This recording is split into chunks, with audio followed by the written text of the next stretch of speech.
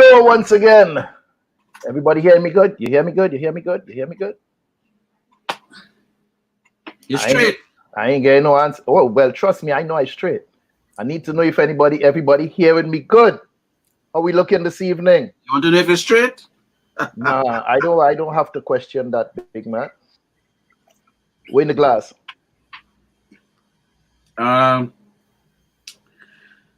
A purple drink. No, if you had to think so long, then you should not contemplate on the truth. You should just be able to say sorrel, morbi, apple juice. Oh, but once you had to look at it and you had to contemplate, and I know you just poured out the glass full. And yeah, it was like a quick vibe. To tell me what's inside the glass, then I don't trust nothing you tell me. Yeah, it was a quick vibe. It was just a vibe. Karin, what's in your glass? Water. See? Okay, ask me again. Ask me again. No, boss, no, you had too much time to think. But there's water this time. You say I have water and a blue drink. I don't know, Bridget. That could be straight up vodka you're sipping on there. I don't know. Yeah, there's water right there. Now, if it was vodka, I would have to stop a little bit and then let it run down inside. You might be a veteran. A vet? You might be a veteran where you drink vodka like water. So I can't trust anything you say at this point in time. You take too long to answer. You see you and them blasted shades. You go on. You go on playing Stevie Wonder. Playing Stevie Wonder with me. So talk to me, Miss Forrester. How are you doing this evening? I'm well. How are you? Don't whisper at me. Don't whisper at me. I am well. How are you? I am good. I'm good. I have zero complaints. Actually, I have a lot, but I don't think you really want to sit and hear them or listen to them, because it could be rather overwhelming if I begin to cry on your shoulder and tell you everything that I'm going through. So I don't think you really want to know all of that. Not at this time, no. So are you sincere in asking me how I'm doing if you're not really prepared? I am sincere. I'm also sincere in saying I don't want to hear it right this time. So why you ask? So why you asking me how I'm doing, and then if I attempt to tell you, you say straight up, yeah, brethren, I don't want to hear all of that, Because we didn't come on the show for that. See? Mr. Archer, talk to me. Yeah, brethren. How is life? Life is life. I didn't ask you what is life. I said, how is life? That's what I'm saying. Life is life. Just trying to make it to the end of the week. And then by the weekend, then I worry about how to make it to the next weekend. You know what I mean? No, that's a matter of survival, bro. Shouldn't we be living better than that? Yeah. Shouldn't we be living better than that? I should be. The key word here is should. Yeah, I should be living better than that. How? Tell me, what does it take for us to get out of this state of mere survival, where we're just trying to get from one day to the next, where we just basically existing, we just surviving? That's not a healthy thing to be doing. We had to plant good seeds. Plant good seeds. I see. Any advice for us in that department, Karin?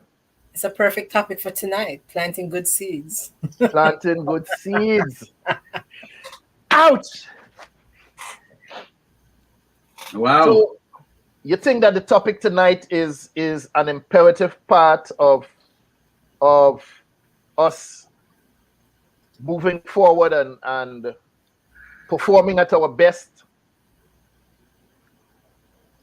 Mr. Archer? Yeah, I would say it's an important thing, because I think if we all improve, and when I mean we all, I mean in general. I'm not trying to point out, I know what you're all doing, who doing what, and and I don't know what Dr. Judith doing. I know what whoever doing what, but if we all could really get it together in reference to tonight's topic, who knows? It might, we might tap into that next power. You know what I mean?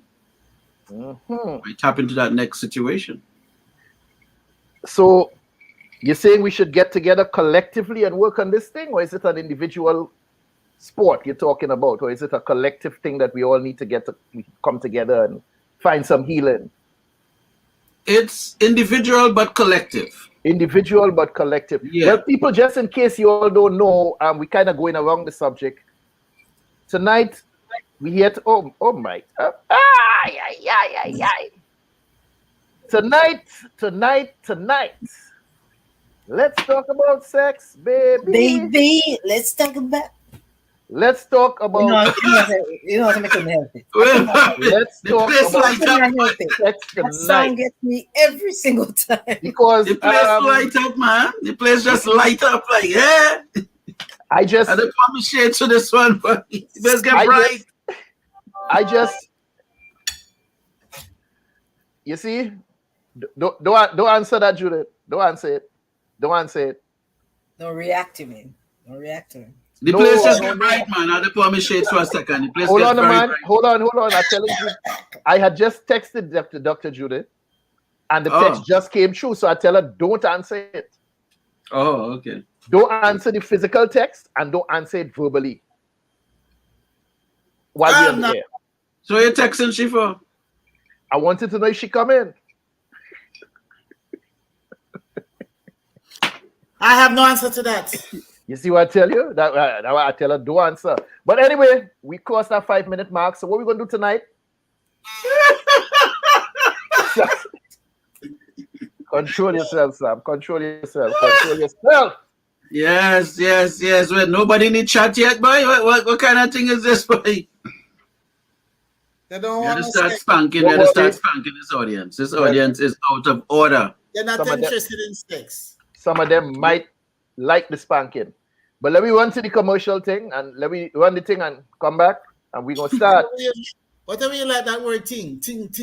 Everything is ting. Yeah, but nobody ever asked you, give me some of the thing now. You know exactly what they're talking about. I take the 5th. Or you never call him on the phone the next day and say, yo, that thing was good last night. The thing. We know what we mean when we say the thing.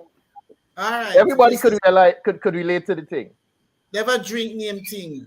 Yeah. You know how many times women look at me and say, but the thing biggie? Lord of God. I am going to my bed. I can't.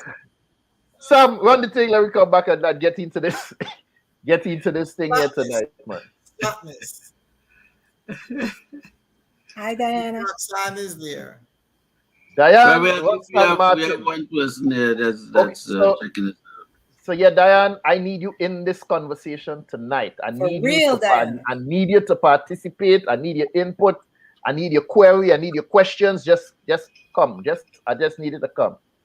Oh tonight. Lord help us. Raw. Bring it raw. Sam, run the thing. We're running the thing. I guess Sam would be wearing sunglasses on.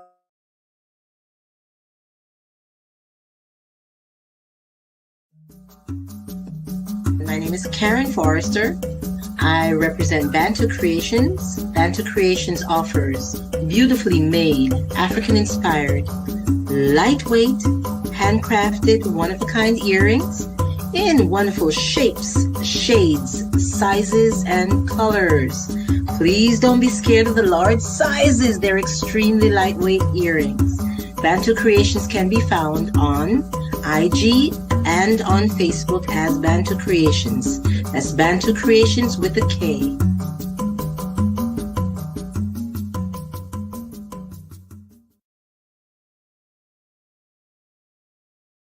Come check me out, chriskeys.com.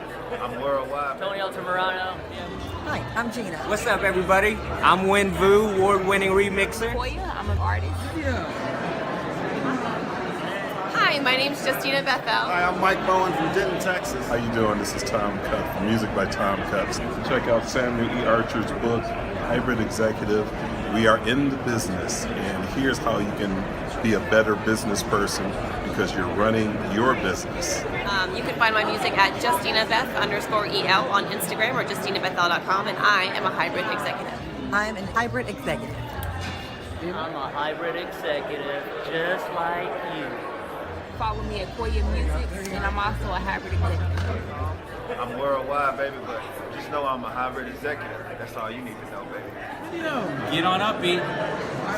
Check out my music, MikeBowen.com. I'm a hybrid executive. I'm a hybrid executive. Showtime. Hi, we are the Henry Boys. I'm Joshua. I'm Daniel. And I'm Simone. We're inviting you to read a copy of our father's book.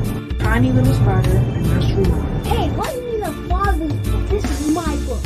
I'm on the cover. Me, Imani. But let's not forget our sister Imani started writing this book. And our dad finished it. So get a copy. For yourself or for your child. Tiny Little Spider, a nursery rhyme by Curtis B. Henry and Imani Smith. Now available on Amazon.com. With me, Imani. Spider boy.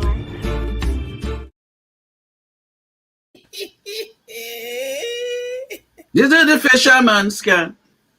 Yeah. Yes, people. We ain't wasting no time. All right. No time. One of your sons just said a while ago, Spider Boy. Yeah. Spider boy. That's everything. That's it. Yes. Tonight, the topic SEX. Well, hi. Yeah, Who needs it? Yeah. Who needs it?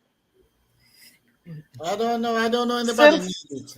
Since we're here to discuss this vital topic tonight, I think that I should prepare myself for the encounter. Yes. I don't mean getting undressed or nothing like that. You see, let me tell you all this something. I'm ex-military. I was in the army. This here, U.S. Army. I've seen a lot. And I know that it is unwise to enter the battlefield unprepared. So with your permission, panelists, I'd like to take one of these before we begin. Or is that a blue pill? Yeah, that's a blue pill. All right. So the name of it starts with V? Yeah. It started with a V? Okay. We're here to discuss sex tonight. I'm just getting prepared. This is a conversation that many consider taboo. But if these conversations are not held, how can we collectively fully understand what our wives, husbands, or significant other needs to be stimulated, or in many cases, to be satisfied? How much is enough? How much is too much? How much do we really need, if any at all? How long should it remain a priority in our lives? The answer to these questions vary from individual to individual. There are things like culture, religion, and upbringing. These things play a significant role as to what is deemed necessary and what is thought to be, how should I say, permissible. So let's discuss. I want to hear from you, women. What is the end game here? With all of this thing, what is the end game? I want to begin. Talk to us. This is something that's going to come up tonight, and it's going to come up over and over. Talk to us about performance failures. Let me begin with that one. We all know that men fail at times. Yes, we admit that. I have failed. We all know that men fail. But what about you, women? Are there times when you felt, or maybe your partner expressed that you as a woman failed to perform in the bedroom? Let me put you all in the hot seat to begin tonight. This is why I take my pill. Listen. Take all dressed up and know where to go doesn't work. So good luck with that pill. No, hold on. Wait. Hold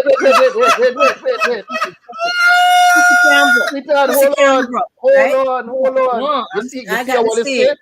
Hold on. We're talking about sex. I decide to take. Hold on. I take a breath mint. Is it safe to take a breath mint before sex? All right. It's an Altoid. Listen, I'd like to finish my thought. You see what it says? Pussy cannot break, right? I am just here to observe. I have nothing to say. And not only can it not break. You see, if the guy really not vibe right, if she not really feel him, that's the only time that should have feel. But you see, she really into him, she flex the hell out of him. Right. Understand away there? But if it's a dead duck, or if he has a limp dick, then oh Lord of mercy. You know, Lord have mercy. I What she do? must swallow the dumpling. We're going to be talking about swallowing, I'm sure, with these two later. You see, so better the dumpling than anything else. You Anyway, see, the reason why she really swallow that dumpling, that is one of the little spinners. But if it's a dumpling, cornmeal, is that a cornmeal dumpling or is that cornmeal and flour dumpling? Not a sausage dumpling. That is one of them little Twizzlers thing you put in soup. But if it's one of them dumpling that Trini's made, one of them big fat things you swallowing that. It's a flat one. You would have never. It's an oral fixation thing, right? Oh Lord. So Sam, we don't let this one go. Pay attention to what the woman said just now. I asked the question about women's failures in the bedroom, and you see the first thing she do, she blamed the man. She spin it back around, yes. Spin it back around and blame the man. She is not taking responsibility. She is not taking. Yeah, not taking any responsibility. Not taking responsibility for her comments. Right? She turned right around and turned around and say, well, if they, no, hold on. Not turn around and say, well, oh, well, you know, maybe I'm such and such at this time, or blame it on anything else. Right back around and say, well, you know, it's the man's fault. If I ain't feeling the man, if I ain't this, I ain't that. But the minute we use that excuse and say, well, it's the woman's fault, because I've said it before, and I think God, the creator, however you want to put it, when he make that thing, he just do so and he say, hold on, I ain't done. Put a little more sweetness inside of that. Right? And he sprinkle it with a little more sweetness inside of there. So then we now, as men, get it for the first time and we don't perform up to par. You all turn around and you blame the man. Oh, he weak, he this, he need to do push-ups, he ain't eating right. Your structure breakdown, go drink 2 Guinness, go drink Seymour. You make all the recommendations that men need to do. And you need a stout. You need to get a stout and eggs. It can't be because the thing's so sweet. Right? No, we can't blame you all, but you turn around and blame us. Dr. Judith, be serious with me here now. Are there any times or in your history where you or someone expressed, yes, your history, someone expressed that you failed? You didn't perform up to par as a woman. I never feel nothing yet. Why? Sure. Why? And if I think him failing, I help him out. Talk to us about that. I just encourage him. I said, just all right, man. Let me tell you something. Sam, you all right? Never fall out that chair. You all right?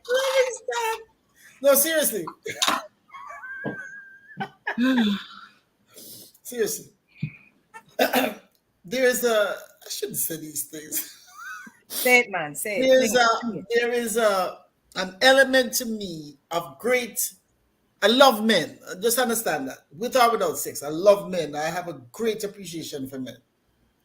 I'm not one of those people who call men dogs and stuff. I love men. I love the structure of a man. But pull down your screen, Judith. Pull down your screen a bit. Take away the light from the ceiling. Yes. Is that better? Little too much. Just tilt it back a bit. Yeah, go ahead. Right there, sir. All right, right there, sir. Right. There you go. That is your right position. That is the right position. That's right. Right there.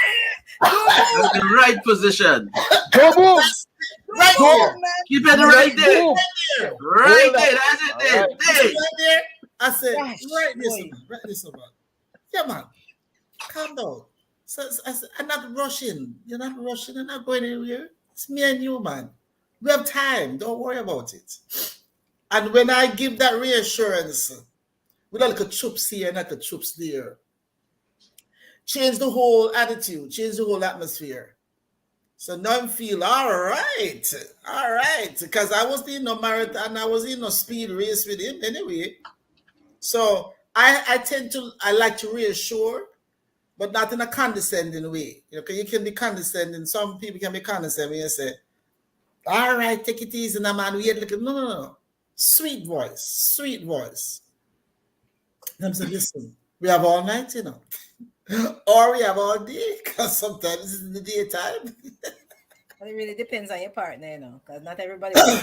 well, let me put it. Let me say this very simply. I would not be with somebody I can't talk to that way. I don't. One thing with me, I would rather do it out than do it stupidly. I'm not into that foolishness. Let me tell you, if I cannot talk to a partner that way, I wouldn't be with them. And my brother look a joke, and the next thing you know, my guy ready again, man. I says, "Yeah, I mean, write this, just write this." See the papi, see there. All right. So that's what I believe. I use a little reassurance. I use a little, just encouragement, and he feels. And I'm telling you, because I've been told, he feels good. He feels uplifted, and like, all right. So that's what I do. And I don't have disappointed anybody. I don't know. I've never been told that.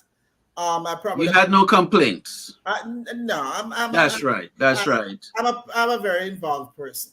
So Karin, you had some complaints, or you I don't know. You seem to have she doesn't blame the man. She already. You have a different narrative to what Dr. Judith just shared with us. What is your narrative, Karin? I don't have a narrative. I've not had complaints. But I do believe that the communication that Dr. Judith spoke of, it doesn't have to be the same way that she has described. Right. It's very important. I don't think that you can be laying with someone to you naked as the day you were born, and the person is afraid to tell you what he likes, how he likes it. Right. You should be able to say, slow down a little bit of it. Yeah. Whatever. There should be a communication, and some are not open to communicating. And for some, they say it's sort of deaden the vibe, it killed the spirit. But it shouldn't, unless that comes from like you said, with no feelings behind it. But that comes from, like you said, communication. But it comes from, and I'm very serious about that, I don't think I've ever been with anybody I don't like. And there are people who go to bed with people that they don't like. And every second of the day.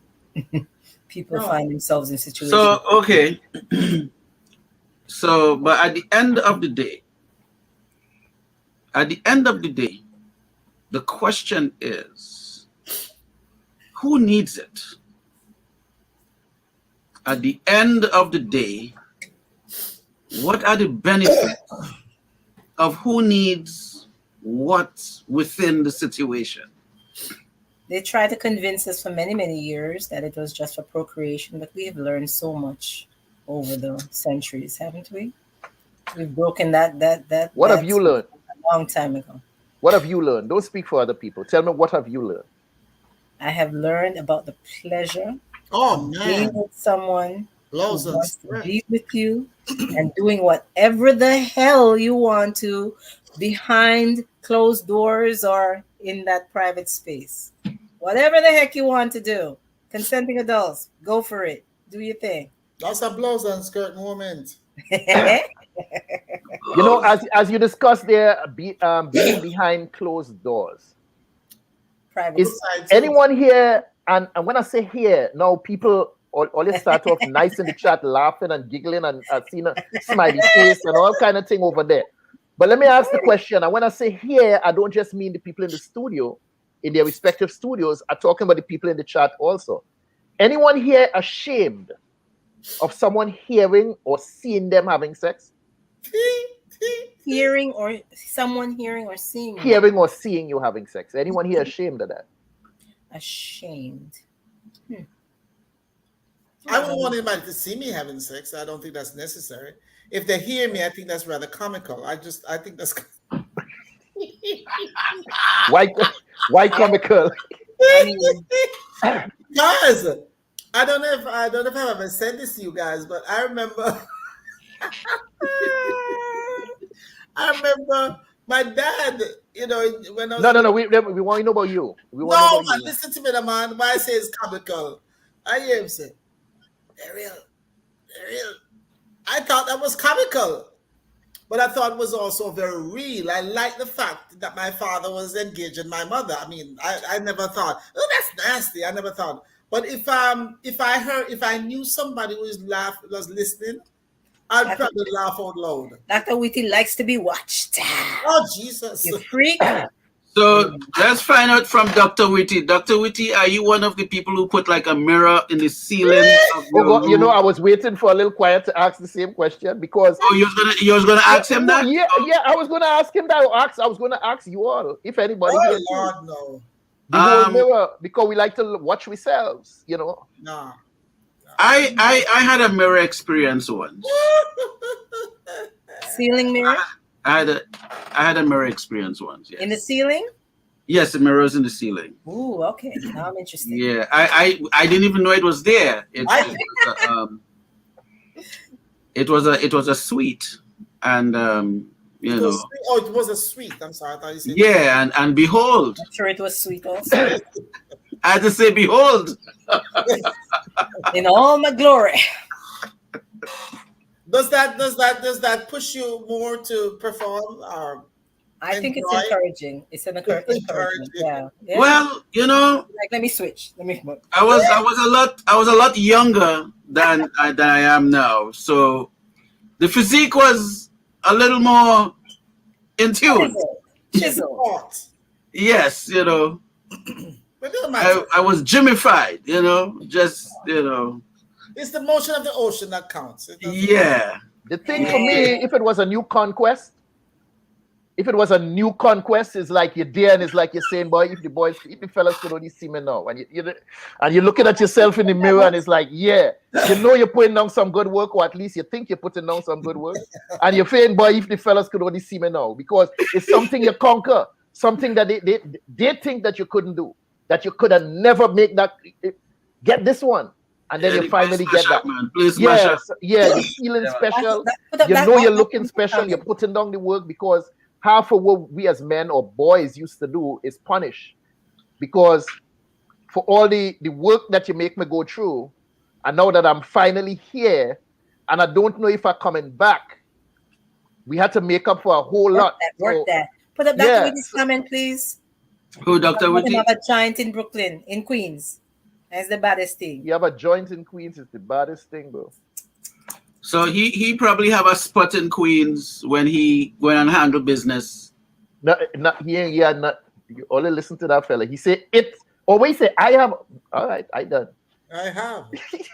Never say I had. Him say I have. I have.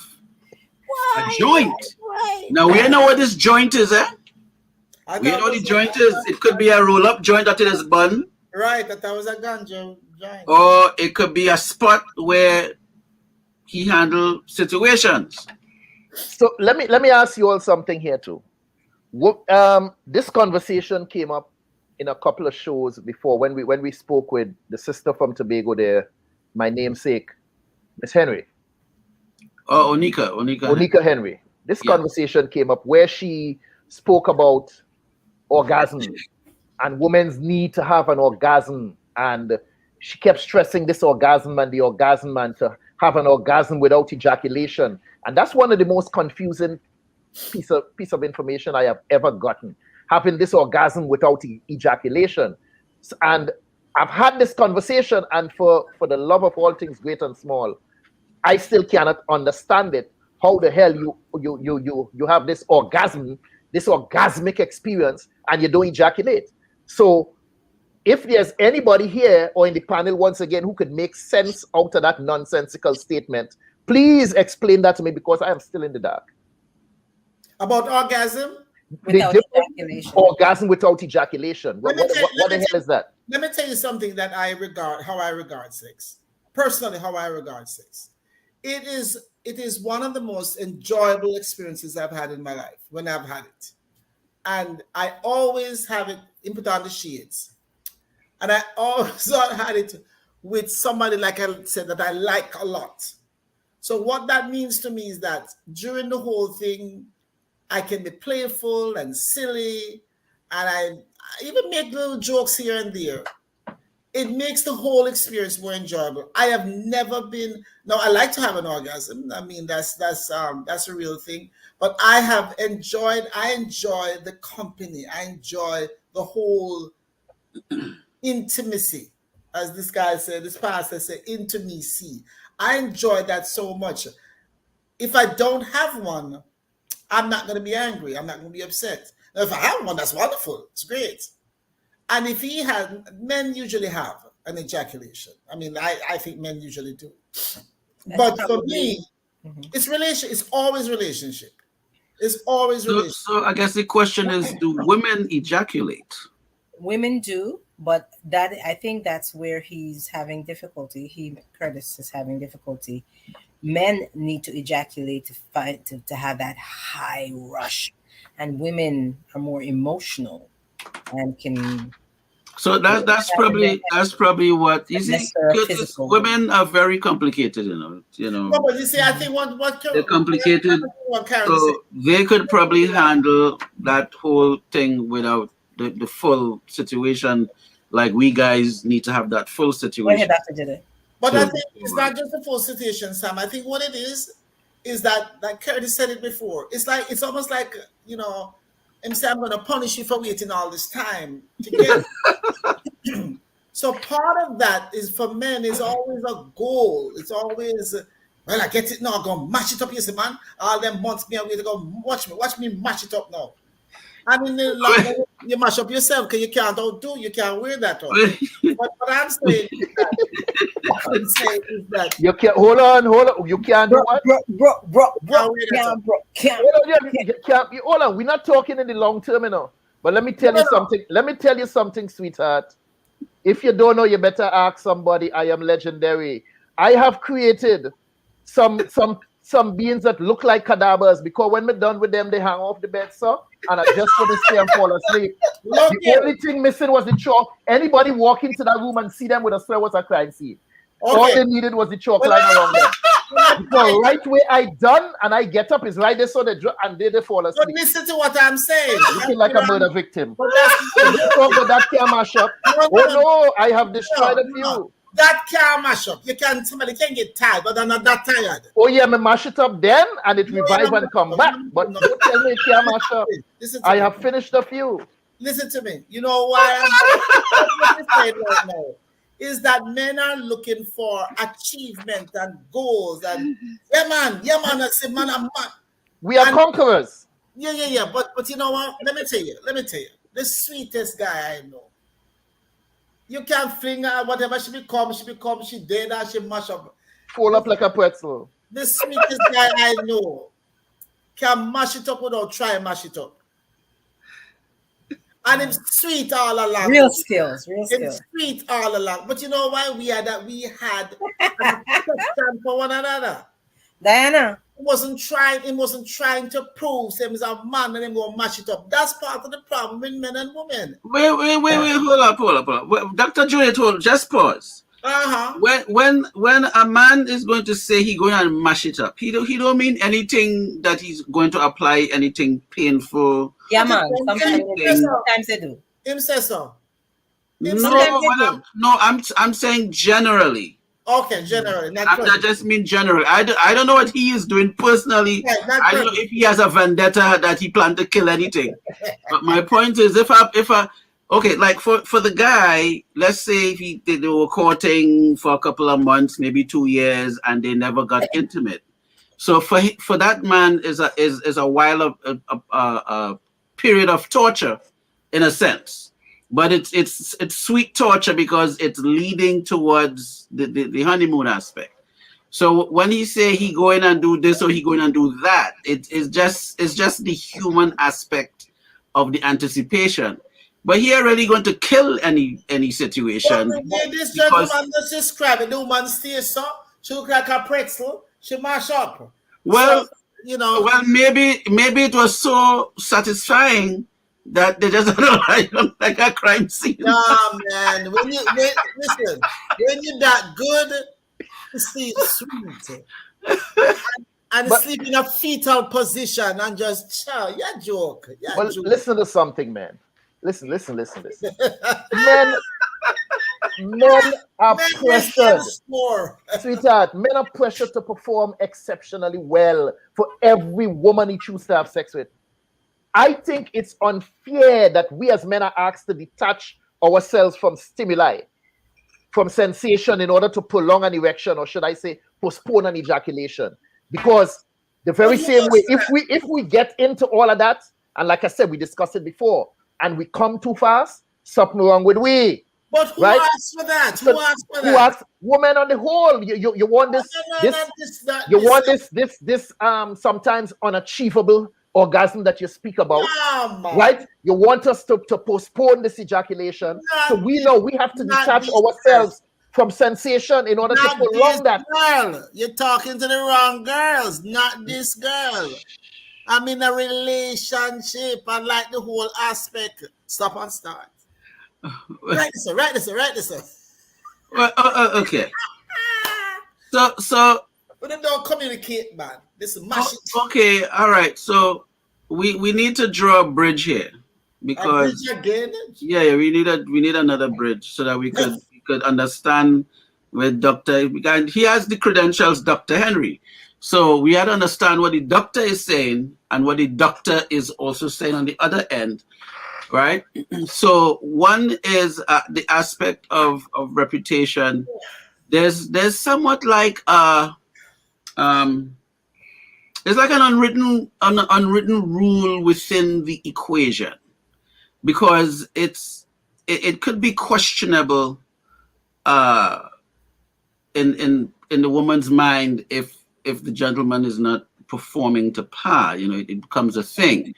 So if it's a one-off and then by the second or the third, he catches on and could, he kind of make adjustments so that he can. Two strikes, you're out of here. Right, but if that is not even offered, then it's bad for him, right? So. Now, is that generally for all women, or is it just a certain portion of women?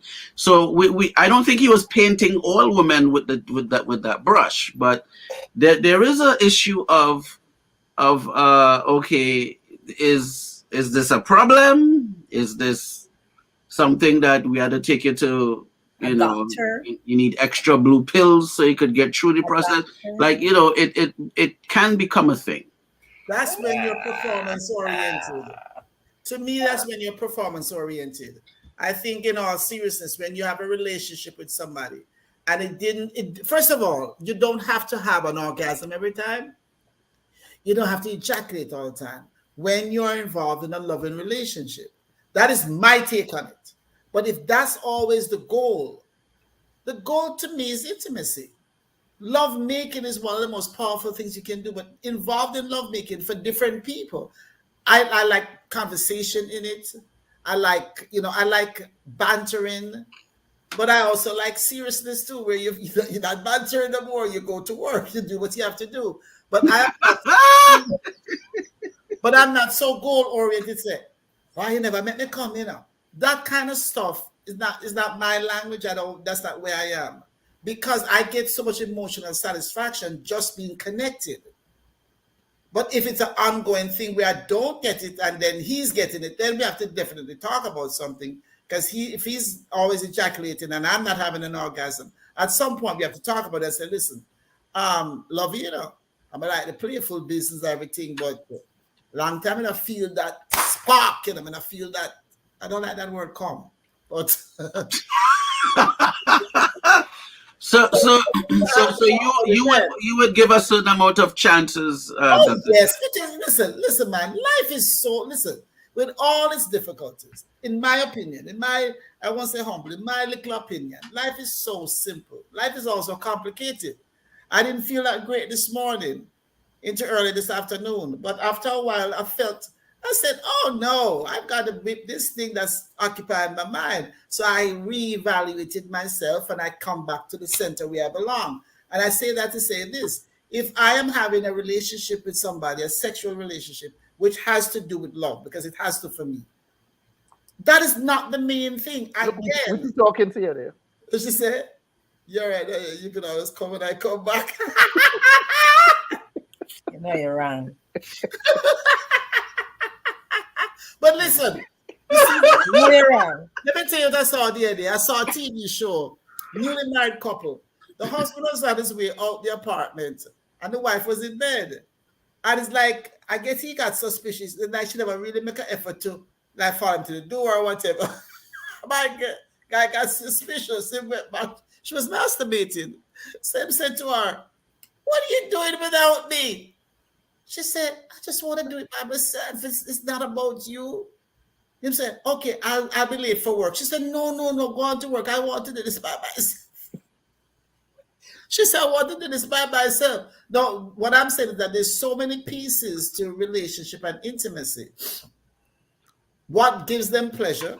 That's what she wanted that at that moment. She didn't necessarily need penetration by him. So she said, this is what that's how she felt. But what I'm saying in general, and what Dr. Whitty just said, there's a time to say, listen, man, when you come back later, I'm gonna mash it up.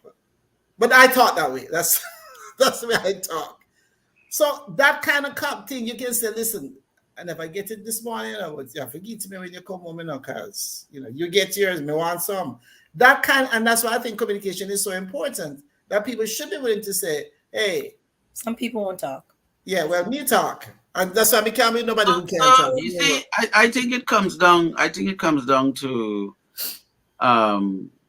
the trust level between both parties. That too. Whether the guy or the woman, where if some people feel that one person might feel, okay, I'm giving 100.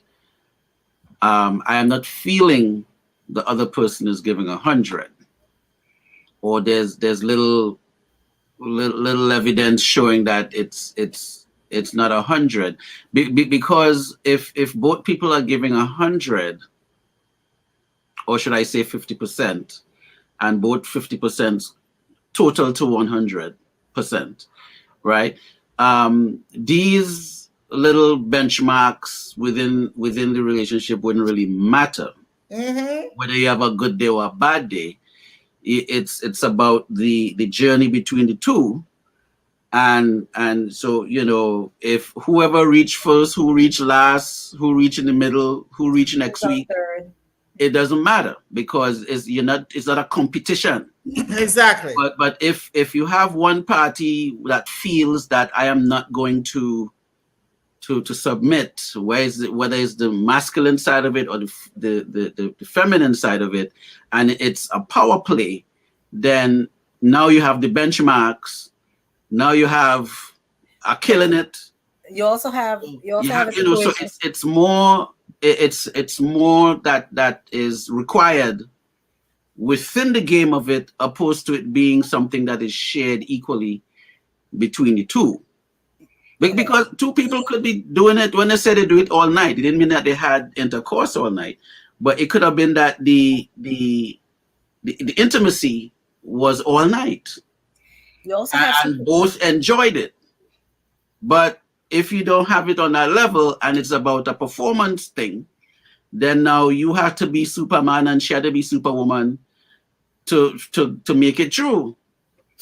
So I think it has a lot to do with a level of trust, because if one is giving 100 and the next one giving 20, then one person feels almost violated in a way, because they're like, well, why am I even trying? Because it's not, we can't take it to that other place together. So now it's more about, well, I am not giving in, and the other person says, well, I ain't giving in either. Longest sentence ever. Longest sentence ever. What about a situation? I understand your percentages. I don't do percentages, but what about your situation when someone? Hold that thought, Sam. Hold that one. Don't bring up that one yet. We're gonna talk about that. That's a separate conversation. So you interrupt my. Sorry, go ahead. No. I didn't want to put a question up while you're talking. What about a situation when one party, let's not identify sex, because really it takes two, doesn't it? At least I think it does. Two of them. What about when one party reaches climax or is satisfied? Let's not say just ejaculation is the climax. Is satisfied. The other party is there saying, what the heck? And that one party is good to go, ready to go in that bathroom and freshen up and go to sleep.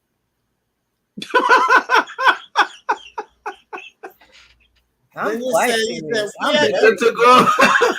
I'm very serious. And that party is fine. And you can say to them, where you going? Where you going? Hey, buddy. We don't come again. What's up? Come again. It takes two. You good? Wait. But Karin didn't specify it was the guy or the woman. You just said one. Hey, buddy.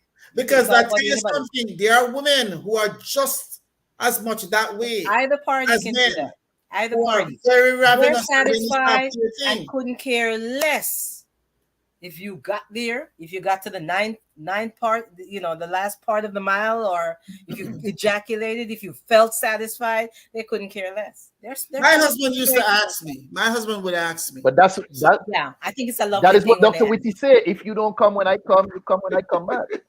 There you go. Yeah, but you may not come back since me never come when you come. Wait, hold up. Again, if it's two people working it out, then whoever reach would linger around till the other person reach, right? Not necessarily. But I guess the question is, to some people, is Curtis' camera stuck? Yeah. Yeah, it's frozen a little bit. Your camera is frozen, Curtis. See if you could tap it up and love it up a little bit. Take a pill. Yeah. So your image is frozen. That's what we're saying. Well, right. I didn't want to say anything, but everybody else camera frozen. So what I'm seeing on my end, everyone else camera. This is a good example, This is a good example of what we're talking about. Yeah, but I'm telling you, everyone else is frozen. Somebody becomes frozen, and the other one is still hot, and things, It's a good example of what we're talking about. Yeah. So we're concerned. That's a great segue. I love that. That's a great segue. We're concerned that you have the same experience that we're having. So what I was but what I was saying is okay, again. But no, this is the thing, right? No, but we can't leave him frozen. We can't leave him frozen. Oh, we can't leave him frozen? No. He's hearing the conversation. Are you hearing the conversation, Curtis? Okay, so maybe he's not being participatory. It's the same thing we're talking about. You can't leave the other one just hanging on like that. Okay, so he probably has to refresh. Many do. And he has to refresh. Don't handle it well. But let's be concerned about him. Yeah. But I love what you said. When your partner says, baby, good, simple little words like that. And you may say, let's do a little something different. Just so that I can get to that point. Yeah. It's that simple communication, and it's so effective. Curtis, where are you? So effective. Curtis, I cannot go any further unless you are there. I'm sure he signed off to come back in. He'll be back. I guess he's probably refreshing. Yeah. Oh, refreshing. That's another. Yeah, he had he must freshen up in between sessions. Yeah, that situation, so you had to go and refresh. Freshen up between sessions. That's another thing. He's freshening up so he can make it better for everybody. Right. Damn right. Damn right. You have to play on these things. You have to play on these things. Oh, goodness. This is a prime example. Consider your partner. Yes.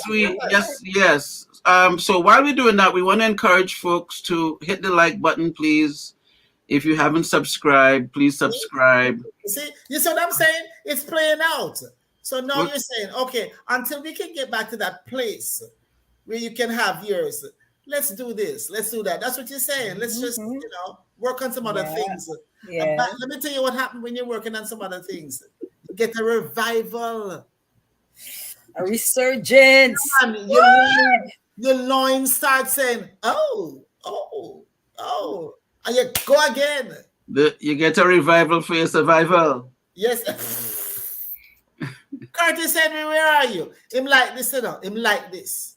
It coming. Let me see how it working out here. You see how we're kind to wait for you. You reach back? So now you can come. I came back. You came and then you came back. So let me ask the ladies now. Do ladies like to be? Do ladies and the people in the chat could respond to this too. Do ladies think it's cool if the guy would ask her if she has arrived? Yeah, I love it. I love it. Because there might be some people who may not feel that should be even a question asked. So let's see from the response in the chat. Diana, represent the man. Who you know, do you like to be I don't want to say the word asked, or do you like to be where you communicate, or where the guy is communicating to find out if you had an experience or you had that orgasm? Doesn't have to be formal. Because I think there might be some women who feel that it should not be on the table to ask that question. Really? So I don't know of those women. I think it's great beautiful when somebody says, "You good?" Yeah, man. No, I need to stop talking about this. It's just too much. Ask. Yes, please. Yeah. Yes, exactly.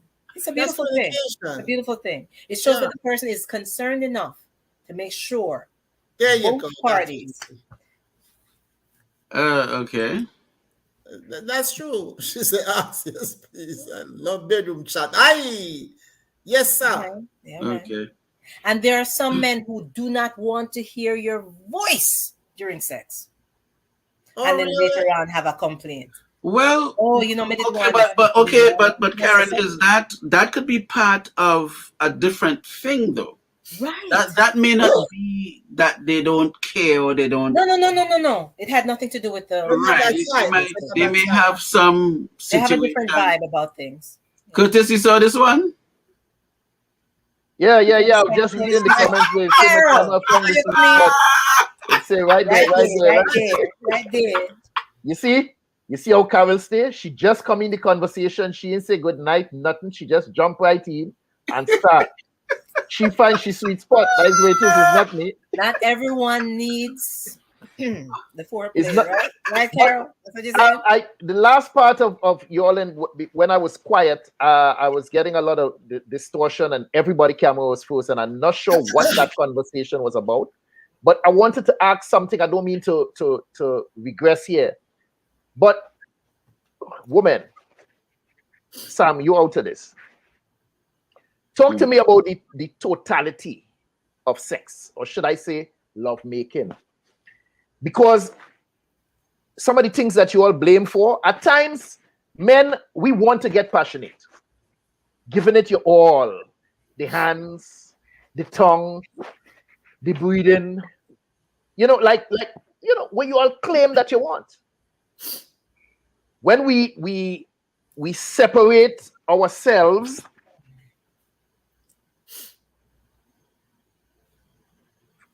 from the dick.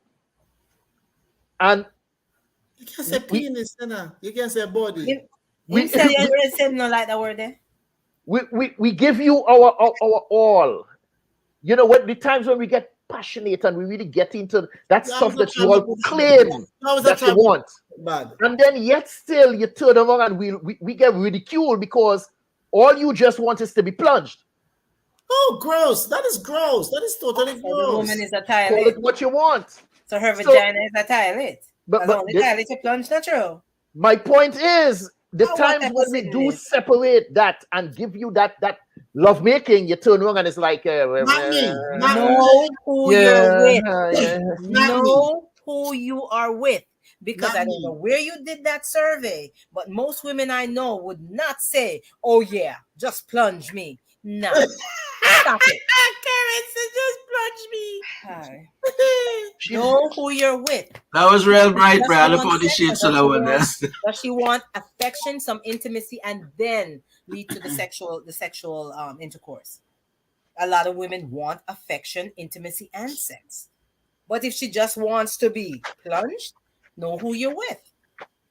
So what's the difference? What's the difference between a want and a need?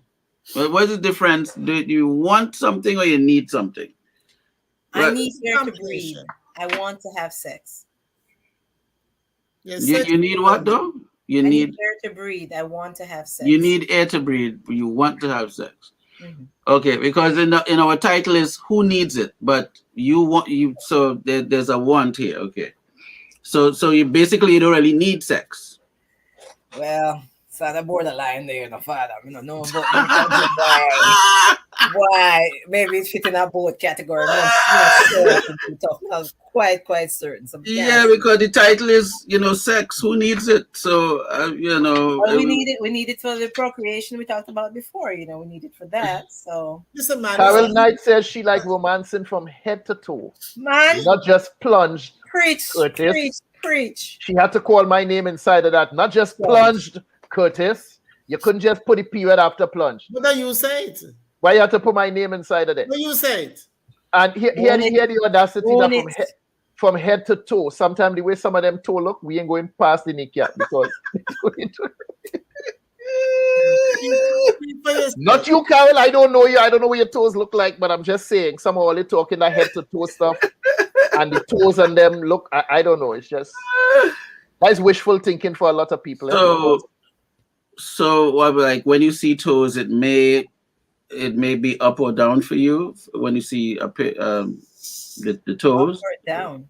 No, well, let me tell you something, and this is in all honesty. Some of the emphasis that women put on certain things, so some of the things that they put emphasis on are not really important to me. One, we talk about the eyebrows. That I have never seen a woman with eyebrows that turn me off. To say, well, oh, if her eyebrows were just longer. So that emphasis that they put on these things, thinking that it makes them appealing, that holds zero weight for me. There are no points given for that, none whatsoever. They put emphasis on fingernail polish, and this has to match, and this has to. I could give two about that. That does nothing for me. Toenail and fingernail polish and all of these. No, pass. That has no points given for that. A lot of women put emphasis on negligee. The lingerie. The lingerie that they go spend all of this set of money on and then it just get dragged off or torn off. You could come to bed in a t-shirt, in an oversized t-shirt with nothing on underneath. That would be you ain't got to go and spend how much $100 to find out what Victoria's Secret is. that does nothing for me. So all of that's money you're wasting. So women put emphasis on some things that somehow you think you could paint with a white brush. Well, he gonna like this. Men gonna like that. And like I said, the body sprays and the perfume and all of these things no, man. Take a shower, come in the bed. Well, everybody have their preference. I don't think I've ever really I have some nice lingeries. But it has never been, I have never really said, watch me, when I put on this lingerie, see, I go, man. Can you imagine somebody get a little snippet of the show and all they hear is lingerie? Right. What type of dumb people this? What the hell them I say? But the fact of the matter is that I usually do it for me. And if he finds it appealing, then fine. But I don't because I can do either. I can do the t-shirt. But I think, as we're talking, the thing that keeps coming to me back and forth is, you know what? Just know yourself. Be at peace with yourself. Present yourself. Present who you are. Don't present no pretentiousness. Exactly. Who you are. And let it go. Because I'm telling you, some of the sweetest times in my life was just, I think I told you all, I told my husband, I called him, I said, he was at work. I said, wait till you come home. I'm going to fix you. And I am not a drinker. So I had some wine before he got home. And he got home and we got started, man. Lovely time. And all of a sudden I knew I was knocked out. Sleep licked me. And when I wake up, God bless him, he said to me, you know what he was doing? He just looked at me smiling. I said, oh God, I'm so sorry. Because I don't drink. You know what he said to me? Let me tell you, one of the sweetest smiles a man has ever given me. And then look at him say, that's all right. Because what got him excited was the invitation. What got him excited was me saying, when you come home, I'm going to take care of you, fix you up. He didn't care so much that it didn't happen in totality. What he cared about was that I made the offer. And because he knows I can't drink either. So he loved the fact that I made the offer, even though I didn't complete the act. And you know what? They went to sleep because I couldn't do nothing because I was tipsy as anything. So I think a lot of it is that we put too much pressure. You know, I mean, take a nice shower. I like perfume. I've always loved perfume. My husband bought me perfume when I was 21, and I've been wearing the same perfumes since then. Was this perfume Charlie? Charlie was this perfume? No, Estee Lauder perfumes. She used to be in Dynasty, right? Was one of them TV shows? No. Okay. No. You remember Charlie though? You remember Charlie? Oh yeah. My older sister likes Charlie. Oh, okay. I have been wearing Estee Lauder products from I was 21 till now. So it's quite a while. But what I'm saying is that my husband said to me, we spoke after we had gotten divorced, and he said to me, Judith, I can tell anybody, I was never bored with you. What that came from was that I was silly, I was childlike, I was serious. The whole gamut of feelings was involved in our relationship. And I used to tease him. I used to, listen, man, we can have so much fun with each other. But I didn't have goals. I didn't have all these goals. And I go, mash them up tonight, you see, and I go, nah, it was just. So Karin said, Curtis, you have some strange woman encounters. Oh yes, I've had some wonderful ones, but for the sake of the conversation, I'm not gonna just paint a pretty picture for you all. I'm giving it the good, the bad, and the ugly. Sherelle said, that's you, Curtis. Some men love it. That's the lingerie. Carol said some men like the lingerie, Curtis. They even buy it for the woman. You can wear the lingerie to look at a movie and cuddle. Only put it on for 10 minutes. Trust me, I don't know how many times that has worked, where you sit down and watch an entire movie with it on. But if you say so. Diane said, no, that's not what we want, just to bang or to be banged. Personally, I like love making, the intimacy of just being with that special someone. Yeah, man. I hear you. I hear you cry. I hear you. Hear you cry. All men of that. Like it too. Men like that too. So stop. So let me ask this question here. I think we discussed this already, and I want to bring it up again because we have some undercover porn people. Is porn healthy to consume, where we just see men dominating all the time, and seeing women expressing themselves in unrealistic ways? Is porn healthy to consume? I'm speaking for younger people just coming into their own, younger men, boys coming into manhood. Is porn a healthy thing? Is porn healthy to consume? Yeah, is that a healthy thing to consume? Like I said, seeing women expressing in these unrealistic ways, thinking that somehow you could make them behave how they're behaving in that movie. And seeing men dominating all the time. Yes. I don't believe in porn anyway. I don't believe it. They don't understand takes. They don't understand cutaways. Listen. And sometimes it takes 2 days to shoot, where you see there in an hour and you just figure that this man on the saddle riding this thing for this length of time. Is that healthy? Is that healthy for young boys? I think some porn dehumanizes and sort of desensitizes, especially for the younger people who are watching hours and hours of it. It makes them less sensitive to the fact that they're actually with someone, and they have to try to have a give and take, as Sam was saying earlier, have a give and take relationship during sex, before sex. It does desensitize them a lot. I know a Jamaican woman in Florida, a very Christian Jamaican woman in Florida. We had a women's meeting somewhere that I was facilitating, and somebody brought up the idea about porn. And that lady said what I believe. She said, listen to me. And you would never believe that, this lady. She said, listen to me. I don't have to watch porn. I have my husband. We can do our own porn. That's all. I think pornography is a very dangerous thing. It's a very dangerous to young people. It can mess up their minds in terms of expectations. Like you said, you see a little part and it's going on, whatever. But it has been proven, and I don't have the figures for it, that people who participate in or watch a lot of porn, when they're very young.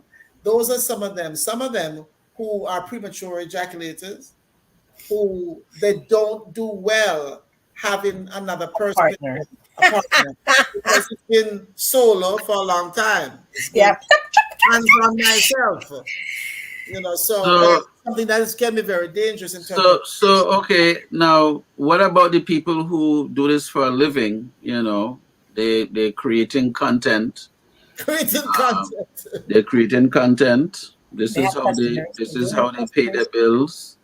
So are we saying that the porn industry should totally not exist? It should exist. Some. I said some. I said some porn is because you have the ones where there's a storyline to it, like a novel, you know. Dr. Judith, you all right? Listen to me. Can't take no more. Can't take it no more. She gonna get sick of it. Storyline piece here just got me. Carol said Mr. Palmer has been their friend for 20 years. Miss Palmer has been their friend. Yeah. Mr. Palmer has been their friend. That's pornography causes too much trouble. Pornography is a deep problem. And you see, I just want to say that there are different versions of it. Okay. Absolutely. So, you know, if you... It's a private matter. You don't become... You listen, you don't publicize that and get money from it. Get out of here. Wait, trying to... No, I'm not saying you. I'm just saying in general. No, I didn't... I mean... No, okay, but we have... You know, it's the same thing with... You know, you might have a professional photographer, and then you have people with their mobile devices where they're taking pictures. All right, Sam. Whatever you say is another bridge. It's another bridge. So we on another show, I remember Sam laying it out on the line, and he said, "Lay what out on the line?" He said his preferences, so to speak, and he said, "No toys for me." Whoa. Sam said straight up, he said, "No toys, no handcuffs, no pink, none of these stuff for him." That's he was right. Very vocal with that. Yeah. Yes. But vibrators. How can we as men compete with this rigid pummeling? Let me ask the question. Let me ask this question. How could we compete with this rigid pounding and sensation that women, I'm not going to point the finger and say you all women get from these toys like a jackhammer. And then when a man comes along, they want, hey, what you doing? Same idea. As no, man, what you doing with that? Right? And you thinking you at your best as a man, but how could you compete with an electrical device? You're a real devil's advocate, you know. I'm asking the questions that many people want to ask, because, you know, since some people here have a habit of speaking on behalf of women, I'm asking the women on the panel, how could we compete with that foolishness? Listen to me. You talk to this one. If it's artificial, I don't want it. You understand? And some woman got electrocuted not long ago with one, you know. Not long ago, a woman got electrocuted. It short circuit on her behind. Well, not her behind, like it's the other part. But the bottom. You don't know if it wasn't her behind. So maybe, never know. But the problem is this to me. Anything artificial, that's why I don't wear weaves. Anything that's fake, I don't want it on me. So if I can't get the real thing, I don't want none of it. So you talk, listen, a lady told me one time in Florida, you don't know what you're missing. She said she have one that have black and white penis. I said to her, enjoy them both. It has nothing to do with me. Because first of all, if it don't flow, I don't know, because I've never seen one in person. I don't get the feeling that it's malleable. So why would I want that? And if you have the real thing, no, thank you. But that is the situation. There are some without the real thing for a variety of reasons, which you don't really have to go into.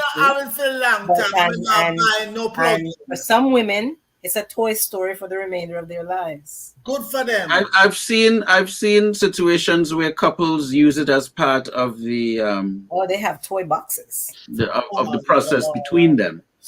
So I don't know. I guess it depends on how eccentric a couple might be, you know. But that goes back to what Curtis asked.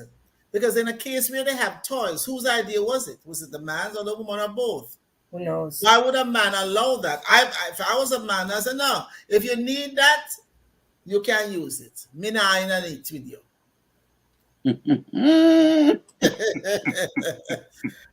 No, I mean, if a man allows a vibrator in, what is he doing that for?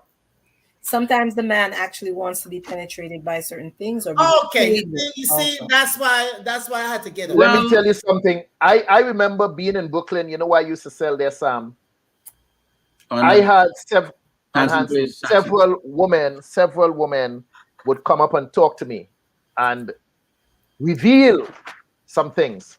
And some of the stories I stood there and listened to were totally unbelievable.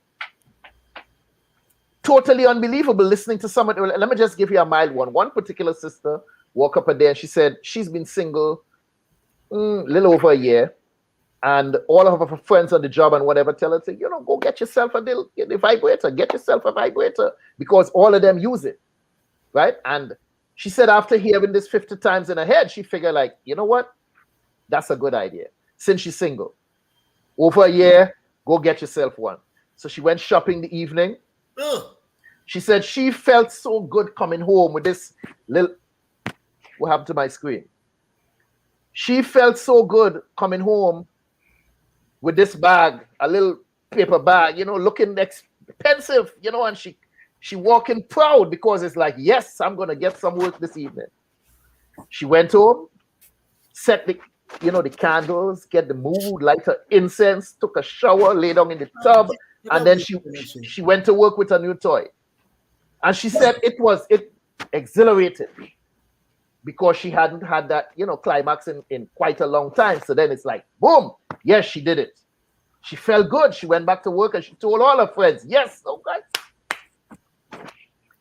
Following day, she came home again. She said, oh gosh, she running home to this thing now. Right. The next day she come home and she pick it up and then like, yeah. Battery dead. No, battery not dead. And like, yeah. And what the hell am I doing? She said she take that thing and fling it across. She said, I need to go get a man. This is foolishness. Mm-hmm. She got some pleasure out of it one time and then she realized how fake it was. Yeah, man. That she decided not to continue. She fling it across the room, throw it in the garbage, next day it went in the garbage. And she said, no, I got to get back out on the dating scene. This is foolishness. And then she went and she got herself a man. Because that only sufficed for that one time. Right. Unfortunately for her, it didn't become a habit. Because like I said, that brings me back to the question. After you done desensitize yourself with all of this humming and buzzing and pounding, how can we as men follow up that crap? And then we would somehow always fall short because it's like that. What's that? How are we supposed to keep up with that? I think Curtis, what you're saying, I think this is what you're saying. It all has to do with individuals because there are people who just were never interested in inanimate things going inside of them. I mean, I've heard people using they use what do you call that thing where they cut it green and long? What do you call that? Cucumber. I've heard people doing stuff like that. To me, green plantain or zucchini. Which one are you talking about? Yeah, I've heard of cucumber. And I've heard of cucumber. What I'm saying is, people say, that's my personal business. Yeah. But you know what? Part of sex and all of that stuff is the love. And even if you're not in love with the person, but it's the affection, it's the closeness. And the thing is that when you do that there, the rest of your body is not satisfied. Because you still want to be kissed. You still want your breast to be touched and all of that. So doing that, as an emotional being, I am the whole gamut, spiritual, mental, physical. I gotta have the whole thing. And other than that, I stand by myself and keep my hand to myself. Well, not to myself, but it's just to me, it's pointless. It's just pointless. So when you said like the breast to be touched, is that a general thing across the board for women? I I don't know if it's general. I think most women, because the erectile tissue on the nipple is equivalent to the erectile tissue of the scrotal sac. Right. Excitable. It becomes erect. The whole areola, very all that sensitive. It's sensitive. You know. So if I can't get the whole thing, just concentrating and me doing it. You see, Witty now asked me if she was talking to it. She probably did. She did talk to it the second night because it wasn't doing the same job it did the night before. The night when she talked to it and she realized it ain't talking back. She banged it against the wall and threw it out. I did not realize how popular vibrators were till I was in school, and people would literally Which school? Where we talking about? Middle school? Which school? No, college level. Oh, people would literally go to the restroom, plug in their vibrators, go back to class, and come back when it was charged up, do their thing, and continue their school academic process. Oh wow, that's something. I mean, literally go into a lady's room and see it plugged into a wall, and that was a regular thing. That wasn't a one-time. Wow, I didn't realize how prevalent the use. Truth be told. Yeah. So, let me ask you something here now. Is it a healthy thing to have a relationship with your with your what's the word you said I should use, Judith? Your penis. Penis. I never use that word growing up, you know. I know nothing but that word. But body. You know, anyway. Is it a healthy thing to have a relationship with your penis or vagina? You know, where you communicate with it as if it is a separate being that has a mind of its own. Because men claim to be, or sometimes women claim that men are being led by that. When they say, think with this head and not with that one. Sometimes as men, we separate. Many times. So is it a healthy thing to have this kind of relationship where you talk and say, bro, what are we going to do? We going to hit that? I don't think that. And he more ready than you. You know, one thing going on here and something else going on down there. We kind of separate and communicate as if it have a mind of its own. So like your body have schizophrenia. No. We're talking the difference between that body and this physical body. What I'm saying is that why would anybody need to give this part of your body a character and a name, and why would that be necessary? Why? Yeah. Let me tell you something. I had a T-shirt with an arrow pointing up and an arrow pointing down. This one said the man, the legend.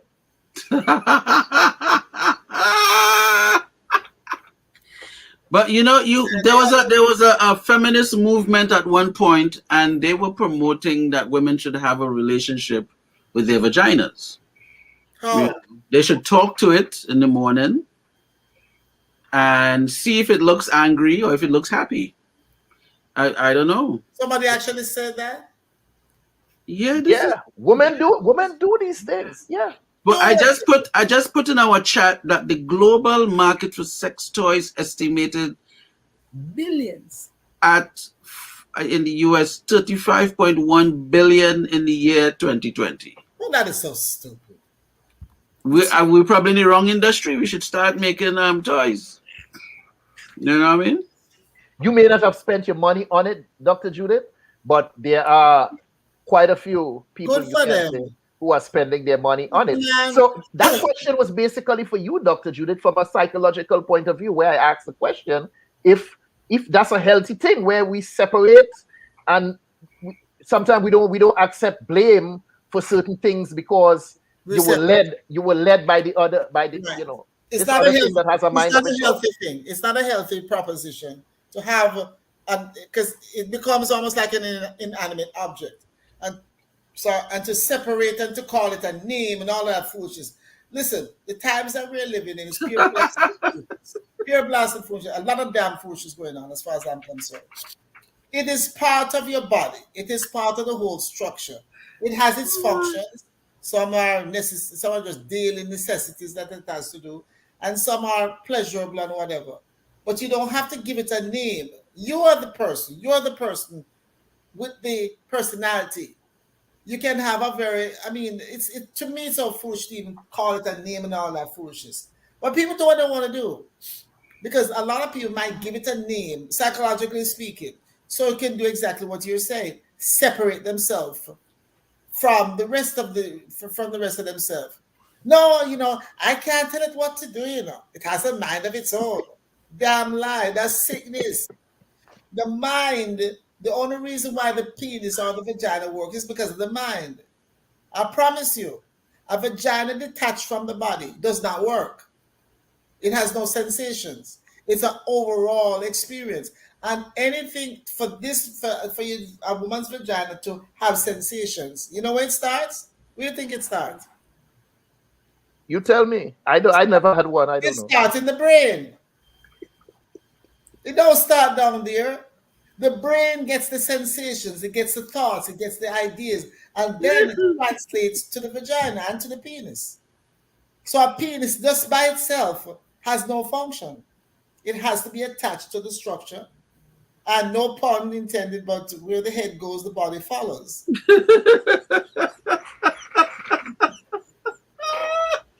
So why do you all say men thinking with the wrong head? That's what they call disassociation.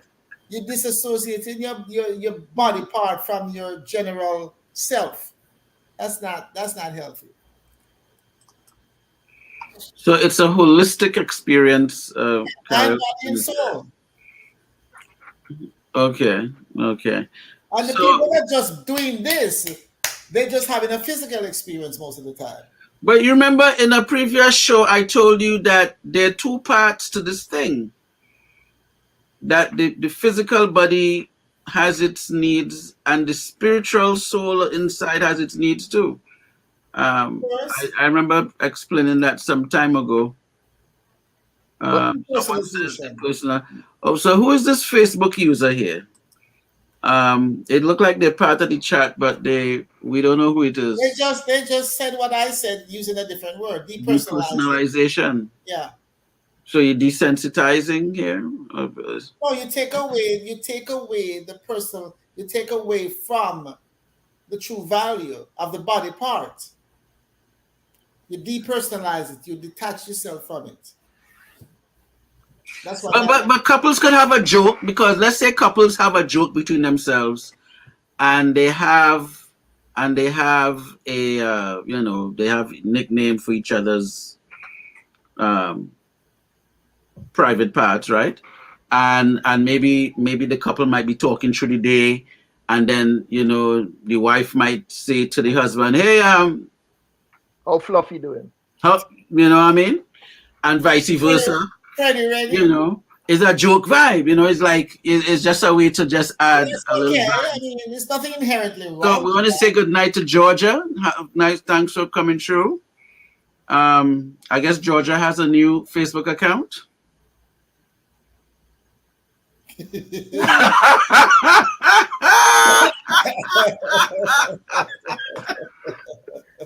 Dr. Witty!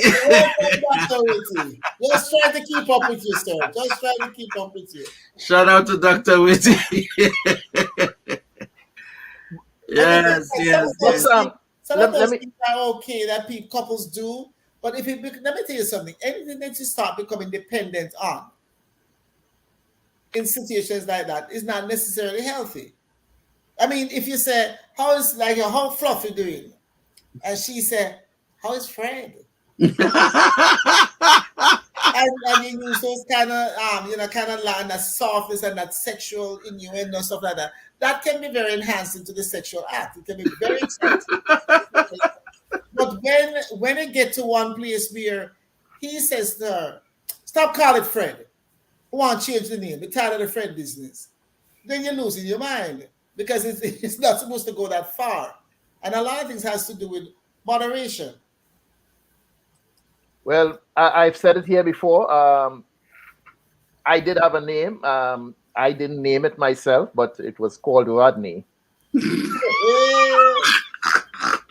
I didn't give it the name. Someone dubbed it Rodney.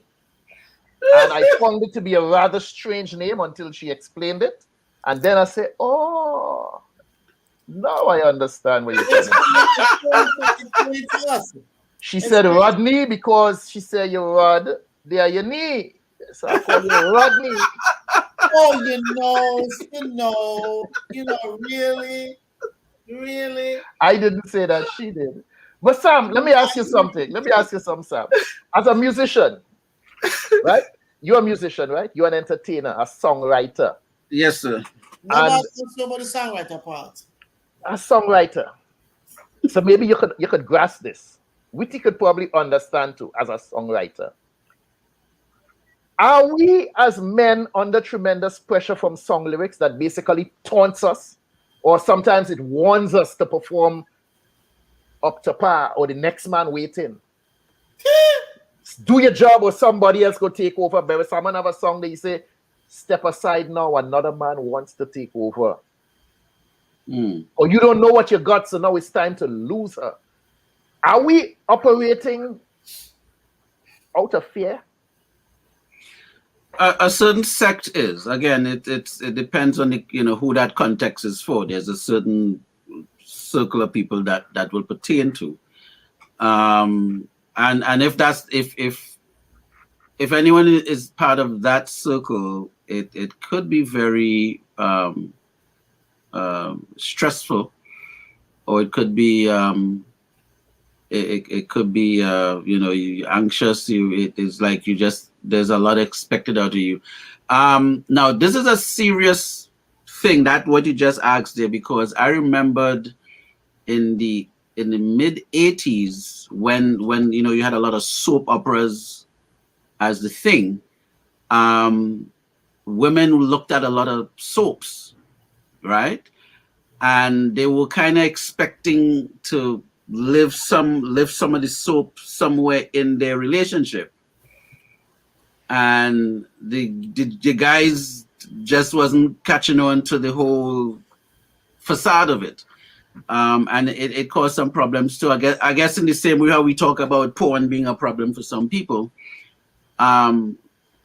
women watching soaps was an issue for some people. It because they would watch Dallas, or they'll watch Dynasty, or they'll watch what's the other one?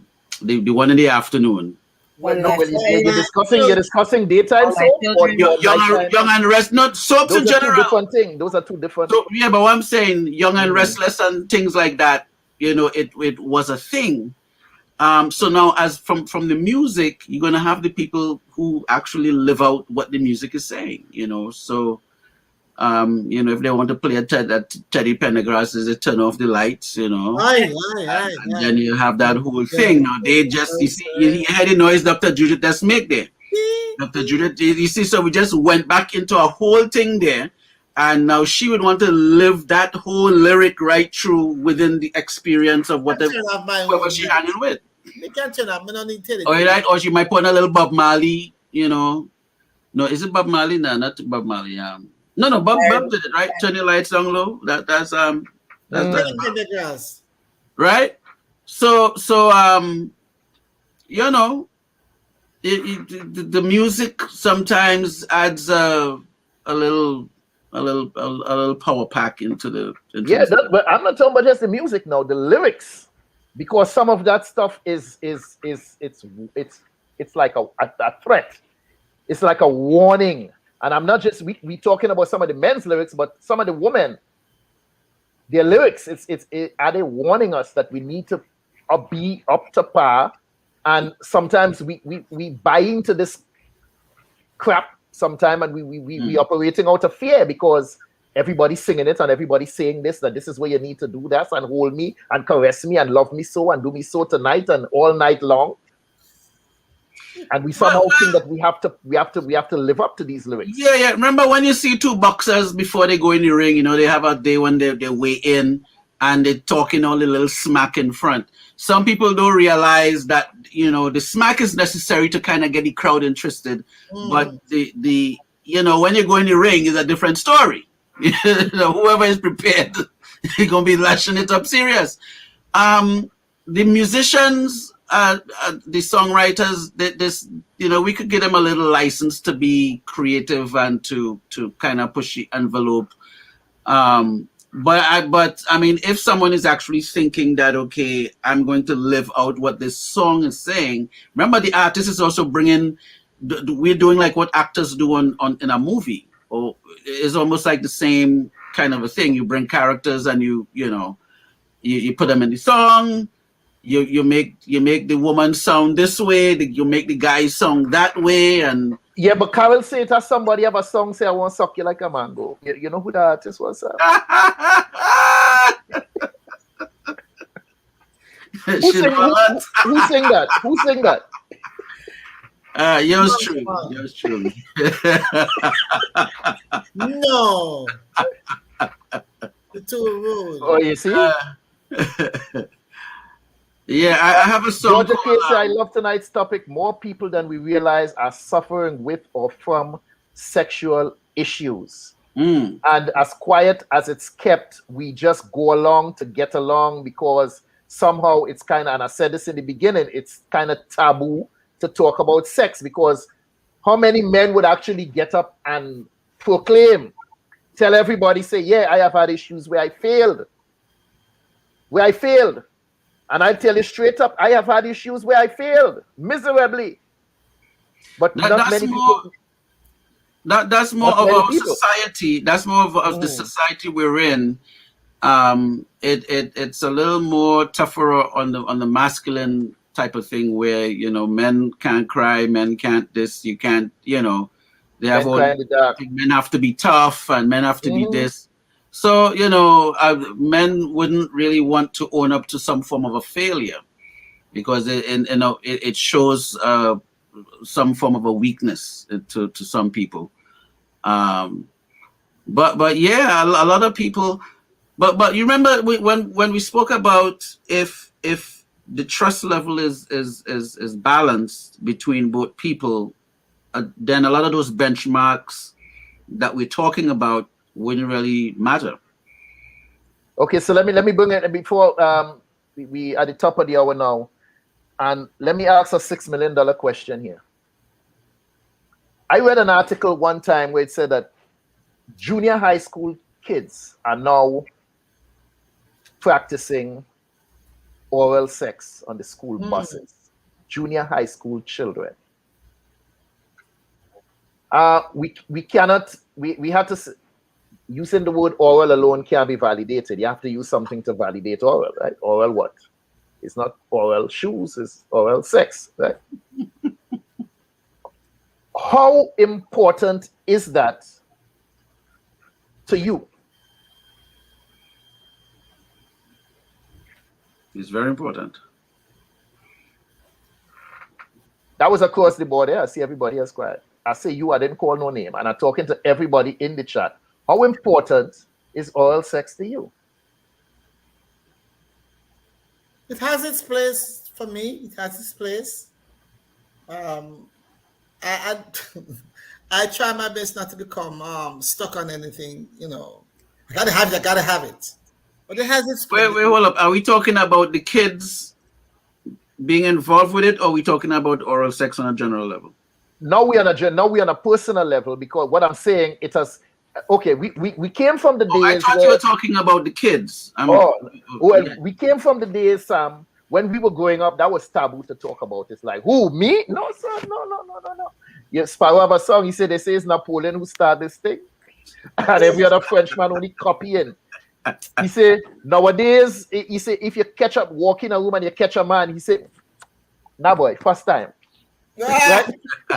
If you open my door suddenly and catch somebody, he would swear up and down that's the first time he tried. Right? We hear these songs growing up. This thing has been going on from the beginning of time. Today in society, it has become a little less taboo, where people are more relaxed to discuss it and even own up to it. So I'm just asking, in the sense, how important is it to you? And I'm talking to all in the chat. Okay. Sam already answered. No, I answered because of the children. I thought we were talking about children being involved. of in it. But if it's in a relationship, it's a good additive to have. During the additive, yes. Like a little salt, yes. During the petting part or the foreplay part, it's good to have in the mix. The mouth is a very big erotic zone anyway, so. Oh, the mouth is an erotic zone? Of course it is. Oh, okay. I didn't know it was a zone, but. Do you all know that the skin, Sam, the skin on the inside of your mouth is the same skin texture that lines the vagina? I never went that deep into the whole texture thing, but okay. I tried to bait him. I want to see if he was doing it. But it almost looks the same. It's almost like the roof of the mouth. You start check. Okay. I am politically correct. Okay. Karin, you didn't answer. You didn't answer on that last question. You're kind of mum. It's the most intimate thing I could share with a man, and I don't think that it's never been shared with each person I've been with. I can literally count how many people I've had that level of intimacy with. Mm-hmm.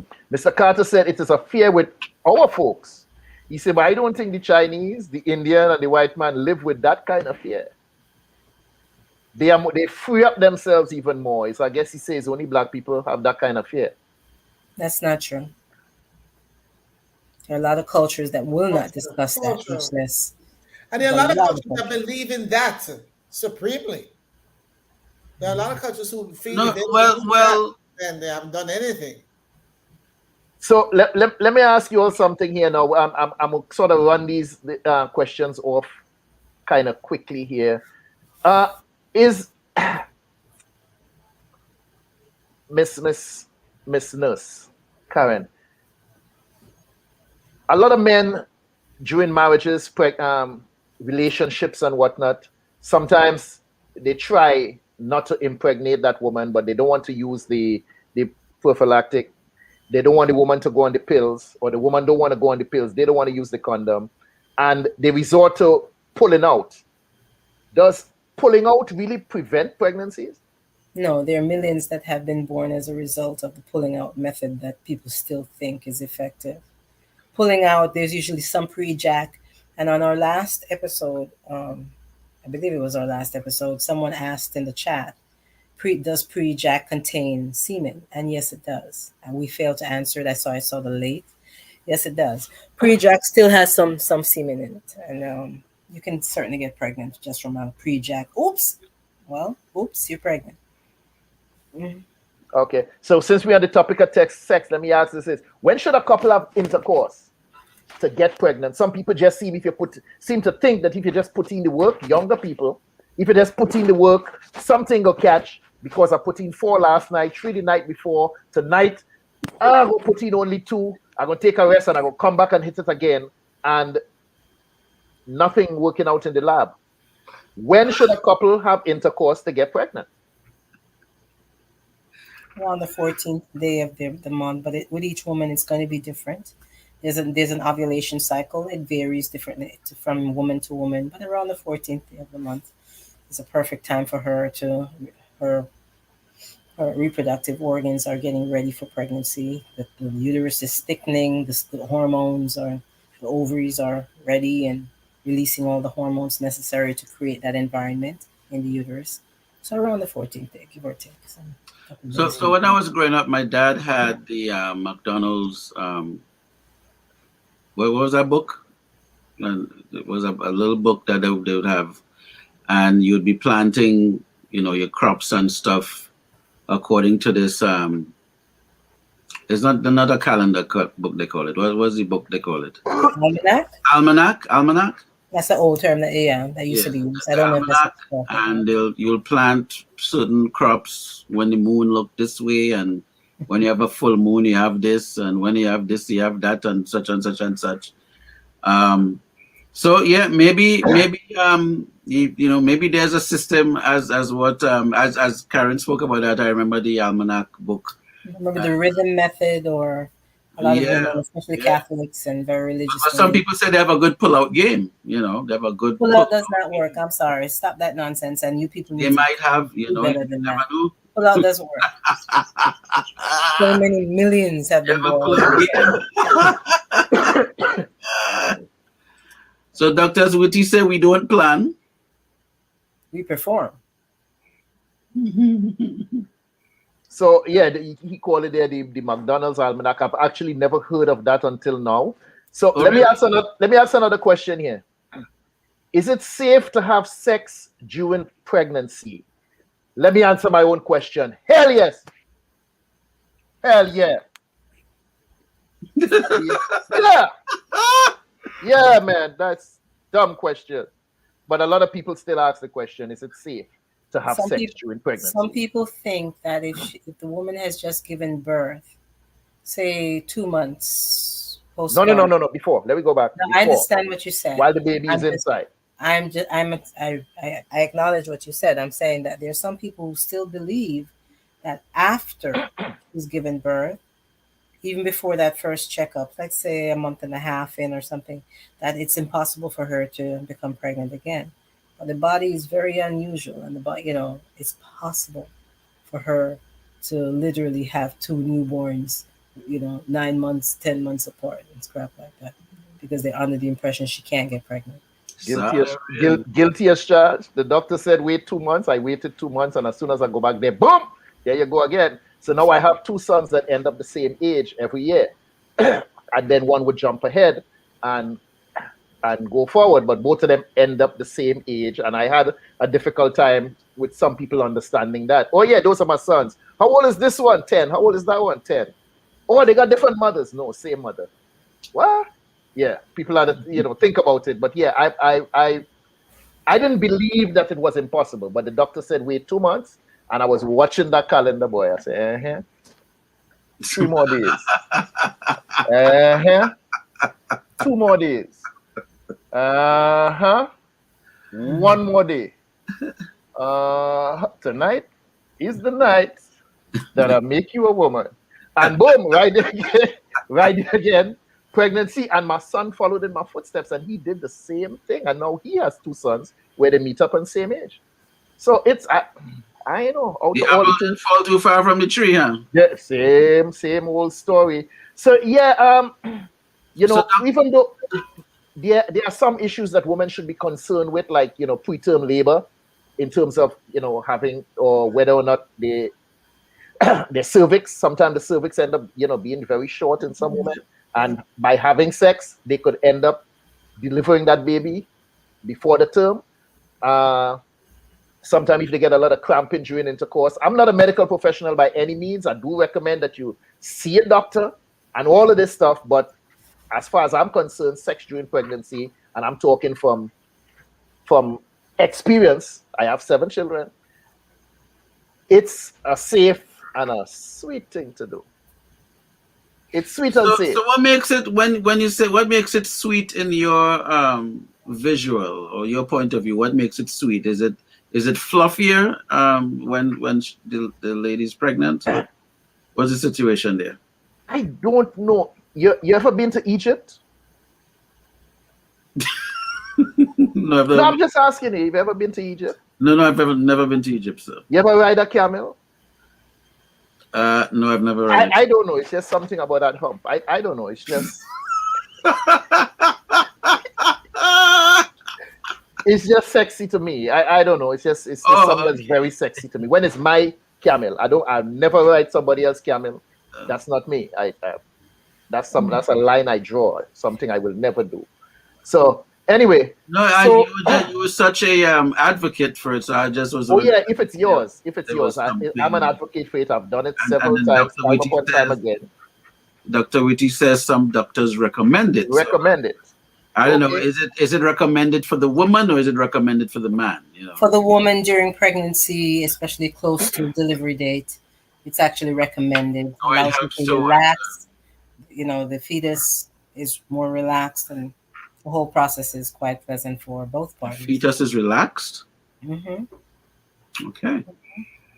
So she's relaxed. So if mommy is relaxed, the fetus is relaxed. Well, that makes sense. Muscles start to loosen up. It says it lowers stress and so on, right? It lowers anxiety. It emotionally and physically less stressful. So let me ask you all something here now, as parents. When is it safe to begin the discussion about sex with children? When they're ready. Give me something more than that. When they're ready, when they ask questions, be prepared to answer them honestly. I firmly believe in that. Whether that's 4 or 6 or whatever. Dr. Judith? What was the final question, Curtis? No, that wasn't the final. I'm asking, when is it safe, in your opinion, to begin conversations with children concerning sex? Well, they're exposed to so much so soon. But their understanding of it is limited no matter how they think they're sophisticated. I don't know. I would say because they see things so soon, I would say as early as 7, 10 years old, because they're seeing things when I can't control everything that they see. I'm not around them all the time. So they're getting information from someplace else.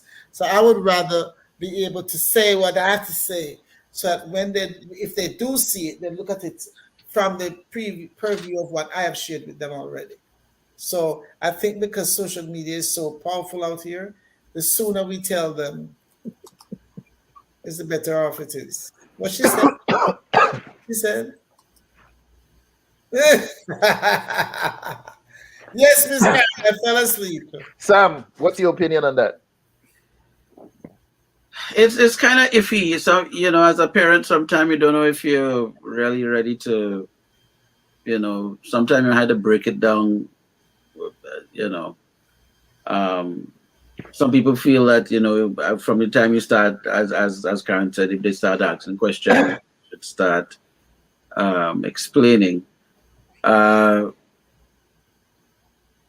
Some parents might choose to wait a little bit because they're thinking that, okay, it's a child, I may not be, I guess I'm neither for or against, if a parent feel comfortable with them at a young age and they could handle it and help them understand the process, fine. If you want to wait till they're older, the issue in waiting till they're older is that they may learn about it in an unfriendly environment, or in an environment that is not necessarily one where the parent is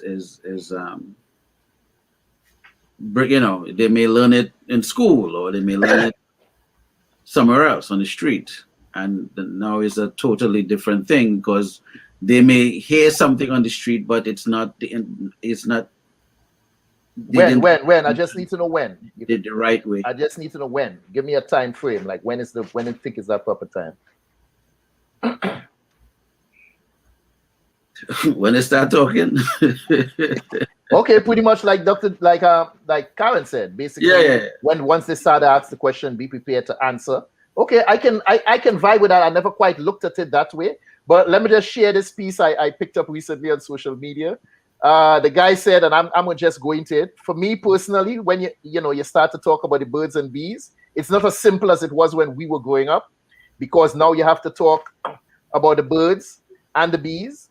You have to talk about the birds that think they're bees. You have to talk about the bees that think they're birds. You have to talk about the birds that used to be bees and the bees that used to be birds. And you have to talk about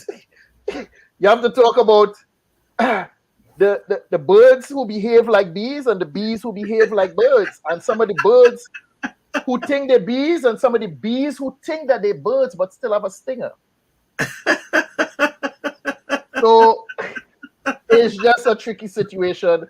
So people, Dr. Whitty said parents should start before someone else does, which is basically what Sam was saying and what Karin said, not in so many words, but basically that's what I just said. We have a whole bunch of genders through the children nowadays, so it's imperative that we start in the home telling them about it before they go out and eventually get confused. So take us home with some sexual healing. Because as somebody stated earlier, there are a lot of people out here that are messed up, confused, believing a whole set of falsehoods concerning sex and sexuality. Take us home with some sexual healing. Let's start with you, Dr. Judith. Well, you want me to take you on with? Sexual healing. Where do we go from here? What do we do? I don't know. No. I think everybody's gonna do things there. Listen, our childhood prepares us to do what we do in the present and in the future. It depends on what we heard and what we saw regarding sex.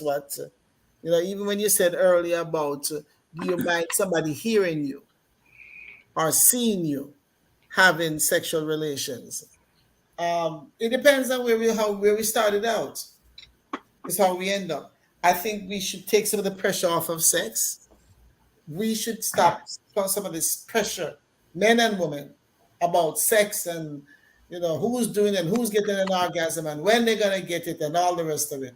I just really think, in all seriousness, that people have to get to know themselves better and be more free in their relationships with each other and stop all this performance-oriented conversation. Who come first? Who gonna come next? When you come back home, you get what you never get when you was here. All these expectations that we put on each other. This thing where some men feel that they have to beat it up to prove that they did it right. All those kind of things. I think that the more comfortable we are with ourselves as individuals, the more comfortable we'll be in sexual matters and intimacy. And as we said in the beginning, I really believe that people need to learn to have relationships, to have fun and like each other and like the whole thing, and not just do it because you have the desire to have sex. Sex is a wonderful thing. It's being misused, it's being abused. And I just think that we must give them the basics. My son got the basics from me. But we have to tell them, because somebody's going to tell them another version. And we might not like the version that they're told. We might not like what they're being told that they should be doing. And even if they don't necessarily do what we tell them, it is good for us to be the first ones to tell them about what it's about. But then again, some of us barely know what it's about ourselves, and some of us are so uptight about it that we can't even tell them a true story about it. So I hope that makes any sense to you, but that's my response. Karin. Could you repeat that question for me, please? Let's talk about sexual healing. I don't want to talk about sexual healing. To me, sex is extremely important. If there's no sex in my life, there's no relaxation for me. Very little relaxation. I don't drink, I don't smoke, I don't use any illicit drugs, I don't take any medications.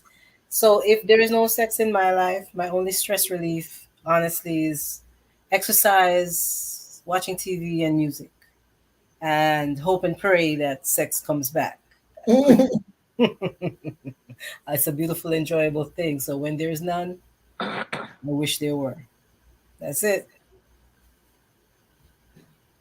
Mr. Archer, how do we heal? Yeah. So I did some research, and I'm happy that when we had our last meeting looking for a topic, we were all trying different things, and we were able to say yes. That it was interesting because I was just trying to find that topic, and I thought, well, yeah, and then apparently that you guys confirmed that it had a nice ring to it. Who needs sex, right? Who needs it? So I did some research here, and it says it provides exercise. It's good for women's heart. I don't know what is specified on that, but it says it's good for women's heart. And it says here, women who have sex a couple times a week are less likely to get heart disease than those who have it once a month. Whether that's because healthier women enjoy it more often or because it helps protect a woman's heart is unclear. Oh my gracious me. I have to play catch up. It says here it cures headaches. So if you hear people complaining about headaches, just tell them they need to have some more sex. It says it lowers stress.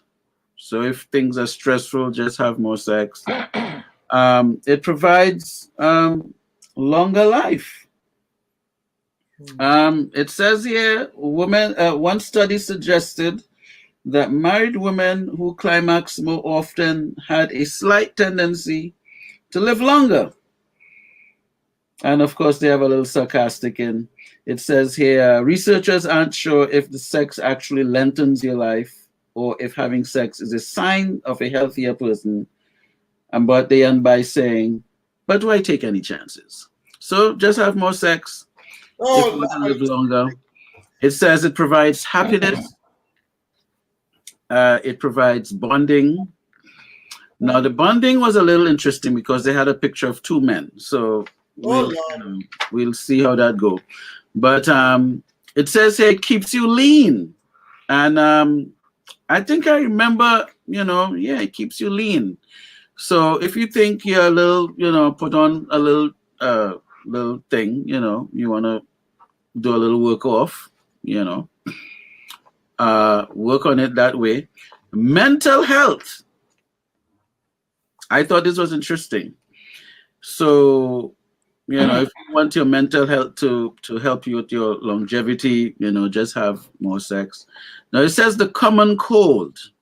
Now, the common cold, what it said here about the common cold, I had to laugh when I read it because it was really interesting. Helps fight off the common cold. You all heard about that before? Yeah. It says move over vitamin C.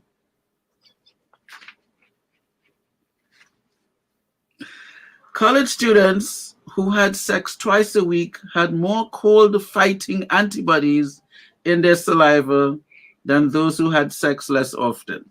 What? Lord have mercy. I was thinking about college. But I did laugh a little bit. It was that's funny. And those of you who have trouble sleeping, it says here, better sleep. Okay? Yes, sir. And then there's one here that says it sharpens your mind. Okay, sharpen your minds. If things are kind of loose, people, sharpen your mind. You want to clear it up, get a little more clarity. It says here, sex has been linked to the making of new brain cells, and that's a good thing. People over 50 who had more sex were better able to recall numbers and do basic math. And the difference was pretty big. It seemed to help men more than women, but both did better than those who had less sex. So there's something about more sex and sharpening the mind. And this is why, so a runny nose is not a cold, it's an overflow.